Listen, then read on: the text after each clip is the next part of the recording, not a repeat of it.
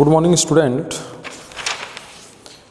Today we discuss on staffing process कि जो staffing process है क्या होती है, अपन स्टाफ है उसका कैसे सिलेक्शन करते हैं, कैसे उसका रिक्रूटमेंट करते हैं, कैसे कैसे उसका प्लेसमेंट करते हैं, कैसे कैसे उसकी ट्रेन करते हैं, कैसे उसका डेवलपमेंट होता है, कैसे उसका अप्रेजल होता है। तो सबसे पहले अपन देखते हैं स्टाफिंग प्रोसेस कि स्टाफिंग जो पैटर्न है उसकी, या स्टाफिंग जब अपन रिक्रूटमेंट करते हैं या किसी भी ऑर्गेनाइजेशन के लिए जो स्टाफ अपन लेते हैं उसकी प्रोसेस क्या होती है। तो प्रोसेस के लिए सबसे पहले क्या किया जाता है, रिक्रूटमेंट। सबसे पहले एक रिक्रूटमेंट है वो निकाला जाता है। रिक्रूटमेंट का मतलब कोई भी ऑर्गेनाइजेशन है वो सबसे पहले एक अपना रिक्रूटमेंट है वो तैयार करता है, फिर वो मास मीडिया के माध्यम से या न्यूज़पेपर के माध्यम से उसको उसकी विज्ञप्ति निकालता है कि उस ऑर्गेनाइजेशन में इतने स्टाफ की ज़रूरत है, उनके लिए ये क्वालिफिकेशन है और उनके लिए ये सैलरी है या अप्रोक्सीमेट सैलरी इतनी है। तो ये तो हो गया रिक्रूटमेंट। ठीक है, रिक्रूटमेंट करने के बाद में उसका क्या किया जाता है, सिलेक्शन किया जाता है। ठीक है, सिलेक्शन कमेटी, कोई उस ऑर्गेनाइजेशन की कमेटी वो बैठती है, वो सिलेक्ट करती है, चाहे इंटरव्यू के माध्यम से हो या रिटर्न के माध्यम से हो या एक्सपीरियंस के माध्यम से, जो भी है वो ओनर पॉलिसी है। उसके बाद में उसका सिलेक्ट, उसके बाद में उसको क्या किया जाता है, प्लेसमेंट दिया जाता है according to post, according to their qualification, उसको प्लेसमेंट दिया जाता है। आफ्टर देन उसकी ट्रेनिंग के अंदर उसको उस ऑर्गेनाइजेशन से रिलेटेड या जो भी पोस्ट के लिए उसको रिक्रूटमेंट किया गया है उसके लिए उसको ट्रेन किया जाता है, उसको ट्रेनिंग दी जाती है। फिर होता है डेवलपमेंट। जैसे ही ट्रेन करने के बाद में आफ्टर फ्यू टाइम्स या आफ्टर फ्यू मंथ्स, जैसे जैसे पीरियडिकली उसका क्या किया जाता है, डेवलपमेंट किया जाता है। डेवलपमेंट के अंदर क्या किया जाता है, उसको अलग तरह की ट्रेनिंग दी जाती है। या अपने बता सकते हैं न्यू जो टेक्नोलॉजी आई है, जो न्यू थिंग्स आई है या जो न्यू चेंजेस हुए हैं उसके बारे में उसको अवेयर किया जाता है, या उससे सिमिलर कोई दूसरा ऑर्गेनाइजेशन है, अपर ऑर्गेनाइजेशन, उसके अंदर उसको भेजा जाता है जहाँ से वो क्या हो, खुद का उसका डेवलपमेंट हो, और खुद का डेवलपमेंट होने के बाद में वो भी अपने उस ऑर्गेनाइजेशन के लिए सेम अच्छा वर्क करे। फिर होता है अप्रेजल। अप्रेजल का मतलब क्या होता है, उसका मूल्यांकन, या फिर अपन लास्ट में और अपने लिखा था रिमरेशन। रिमरेशन का मतलब उसकी क्षतिपूर्ति। तो ये तो गया स्टाफिंग प्रोसेस की प्रोसेस क्या होती है स्टाफिंग की। उसके बाद में है रिक्रूटमेंट। सबसे पहले जो स्टेप है वो है रिक्रूटमेंट। रिक्रूटमेंट क्या है, recruitment is the development and the maintenance of adequate man power resources. It involves the certain of pools of available labor upon whom the organization can draw when it need additional employee. कहने का मतलब recruitment के अंदर क्या किया जाता है कि कोई भी ऑर्गेनाइजेशन है उस रिक्रूटमेंट से क्या होगा, it is the development and the maintenance of adequate man power resources.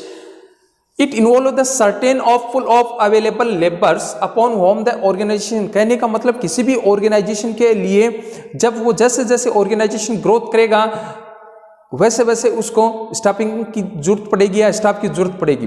अब उसके अंदर जितना स्टाफ है उसको एक्स्ट्रा और उसमें ऐड करने के लिए अपन क्या करते हैं, उसका रिक्रूटमेंट निकालते हैं, और उस रिक्रूटमेंट को जितने सारे एम्प्लॉय अपन ऐड करते हैं, जितनी अपने उस ऑर्गेनाइजेशन के लिए नीड है, कितने अपने को चाहिए, कितने उनका कितनी क्वांटिटी के अंदर चाहिए, कितने उनकी एजुकेशनल क्वालिफिकेशन होनी चाहिए, कौन सी पोस्ट के लिए कितने चाहिए, सारा का सारा किसके अंदर अपन देखते हैं, रिक्रूटमेंट। तो ये हो गई इसकी डेफिनेशन।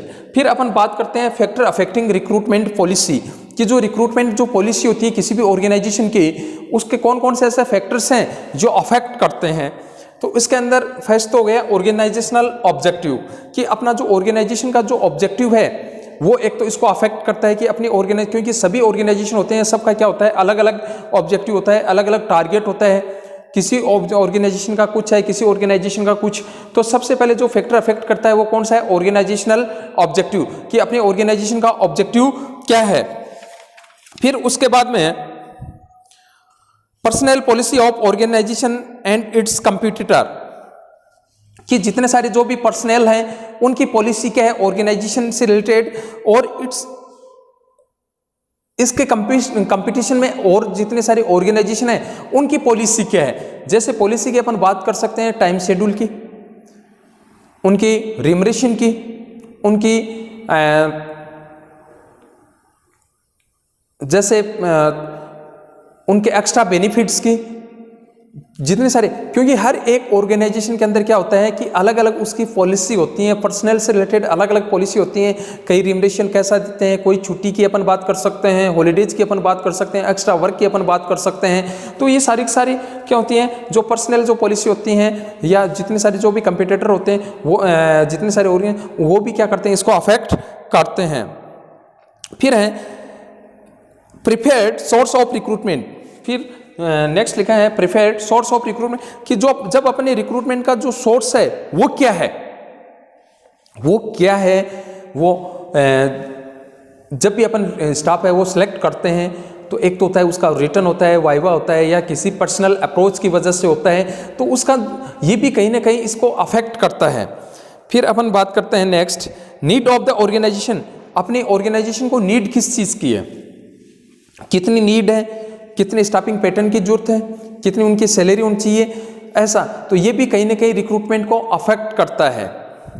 फिर है साइज ऑफ ऑर्गेनाइजेशन। अपने ऑर्गेनाइजेशन का साइज क्या है, अपने ऑर्गेनाइजेशन का साइज क्या है, कितना बड़ा है, कितना इसको स्टाफिंग पैटर्न की जरूरत है, कितने लॉन्ग टाइम तक स्टाफ है स्टे करेगा या नहीं करेगा, तो ये सारा का सारा इसको अफेक्ट करता है। Employ condition in the community. फिर नेक्स्ट है इसके अंदर की जो जितने सारे जो भी अपने एम्प्लॉय हैं उनके कम्युनिटी के अंदर कंडीशन कैसी है, वो वीकर क्लास से हैं या उनका सोशियो इकोनॉमिक स्टेटस कैसा है, सारा का सारा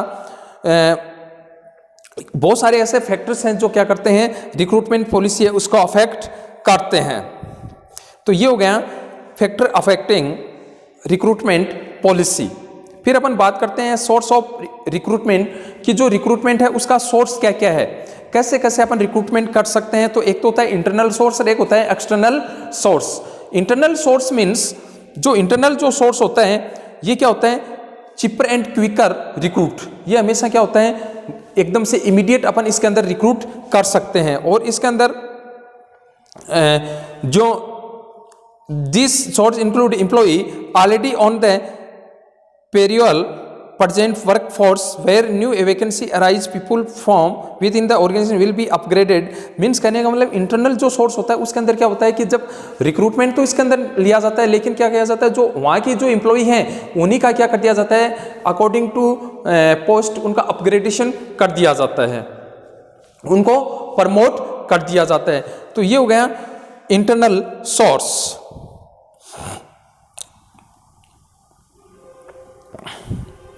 फिर है internal recruitment. Internal recruitment means it is done when the business looks fill the vacancy from within the existing workforce. इसके अंदर कि सेम जो प्रेजेंट एम्प्लॉय हैं उन्हीं को क्या कर दिया जाता है, इसको इसके अंदर ट्रांसफर कर दिया जाता है। Present permanent employ, present temporary employ, retired employ, dependent on disease, disabled. कहने का मतलब इंटरनल जो रिक्रूटमेंट होता है उसके अंदर भी क्या किया जाता है, जो वहाँ की जो स्टाफ हैं, जैसे या तो क्या किया जाता है जो यहाँ से रिटायर्ड हो चुके हैं या फिर उन्हीं को अपग्रेड उनको ले लिया जाता है, या जो डिसेबल हो चुके थे उनको वापस उसके अंदर प्रमोट कर दिया जाता है। तो ऐसे जो या फिर प्रेजेंट जो टेम्परेरी होते हैं उनको ले लिया जाता है। इसका जो एडवांटेज है वो क्या होता है कि motivation of to the employ, कि वहाँ की जो एम्प्लॉय है उनको क्या मिलता है, मोटिवेशन मिलता है। क्यों मिलता है, क्योंकि उनको पता है कि अगर इंटरनल सोर्स है और इंटरनल रिक्रूटमेंट है उन्हीं को अपग्रेड किया जाएगा, उन्हीं को प्रमोट किया जाता है, जिसकी वजह से वो एक दूसरे को होकर मोटिवेट होते हैं वो, या एक्स्ट्रा वर्क करते हैं जिसकी वजह से जल्दी से उनका प्रमोशन हो जाए। Help to develop the sense of security, performance of employee में improve, increase morale of workers, reduce staff turnover. Means कहने का मतलब ये हर एक एरियाज के अंदर क्या होते हैं, वो मोटिवेट होते हैं और एक दूसरे की हेल्प करते हैं और अपनी जो परफॉर्मेंस है उसको इम्प्रूव करते हैं, जिसकी वजह से उनके मन में ये रहे कि उनको जल्दी से उनको प्रमोट किया जा सके।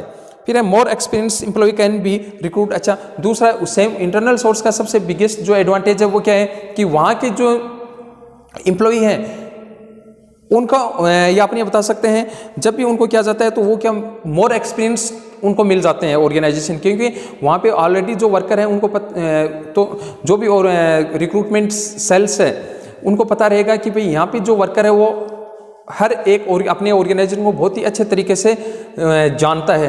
तो क्या रहेगा, उसको मोर एक्सपीरियंस वाला व्यक्ति या एम्प्लॉय मिल जाएगा। तो ये है इसके एडवांटेज ऑफ इंटरनल सोर्स।